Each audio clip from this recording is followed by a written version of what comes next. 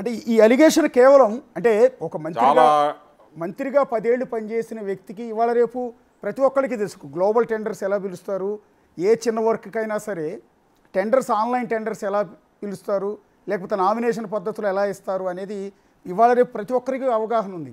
కానీ 10 ఏళ్ళు మంత్రిగా పనిచేసిన కేటీఆర్ నోటి నుంచి ఈ మాట వచ్చింది అంటే రేవంత్ రెడ్డి మీకు 1665 కోట్ల రూపాయల కాంట్రాక్టు ఆంధ్ర ఎంపీ కట్టబెట్టారు అన్నమాట. అంటే ఏ ఉద్దేశంతో ఉండొచ్చు అనేది మీరు అనుకుంటున్నది? అందుకే గత 10 సంవత్సరాల నుంచి ఇప్పటి వరకు తెలంగాణలో ఏమేమి జరిగినాయని ఇద్దరం కలిసి కేటీఆర్ నేను కూర్చొని ఈడీకి సిబిఐకి ఎంక్వైరీ చేయమని చెప్పి లెటర్ ఇద్దాం.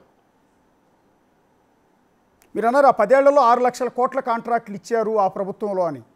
పర్టికులర్గా ఎక్కువ కాంట్రాక్ట్ వర్క్ చేసింది అవును మెగా బెయిల్ సంస్థ ఎక్కువ చేసింది అనేది వాటికి అందరికీ ఎస్టాబ్లిష్ అవుతుంది.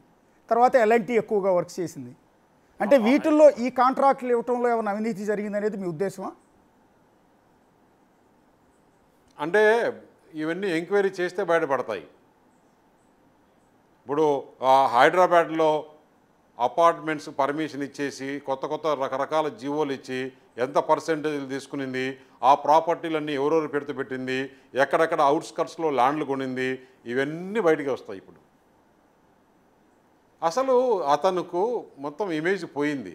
సొంత ఇంట్లో సిస్టర్ టెలిఫోనే ట్యాప్ చేసినాడంటే ఇంకా అతని క్రెడిబిలిటీ చూసుకోండి. అతను ఈరోజు మాట్లాడుతుంటే అసలు మీడియా బ్యాన్ చేసేయాలి, ఇటువంటి వ్యక్తుల్ని మీడియాలో కూడా చూపించకూడదు అని. ఎలా సార్ కేటీఆర్ హైదరాబాద్లో కొన్ని రియల్ ఎస్టేట్ సంస్థలకు పర్మిషన్స్ ఇచ్చారు అనేది ఒకటి, వాటితో టైఅప్ అయ్యారు, దోచుకున్నారు అనేది మీరు చేసిన అలిగేషన్. ఏమన్నా 1-2 ఆ కంపెనీలు ఎవరితో టైఅప్ అయ్యాడు లేదా పర్సంటేజ్లు అది ఓపెన్గా అందరికీ తెలుసు. అంటే బినామీ పేర్లతో ఒక అపార్ట్మెంట్కి పర్మిషన్ ఇచ్చేస్తే ఆ అపార్ట్మెంట్లో 10% తీసుకొని దాంట్లో స్థలాలు బినామీ పేర్లతో పెట్టుకునేటివి దేశం అందరికీ తెలుసు. వాళ్ళు ఏ విధంగా హైదరాబాద్లో రియల్ ఎస్టేట్ బిజినెస్ చేశారని. రియల్ ఎస్టేట్ బిజినెస్ ఆంధ్ర రియల్టర్లతో కలిసి చేసిందా, తెలంగాణ రియల్టర్లదా?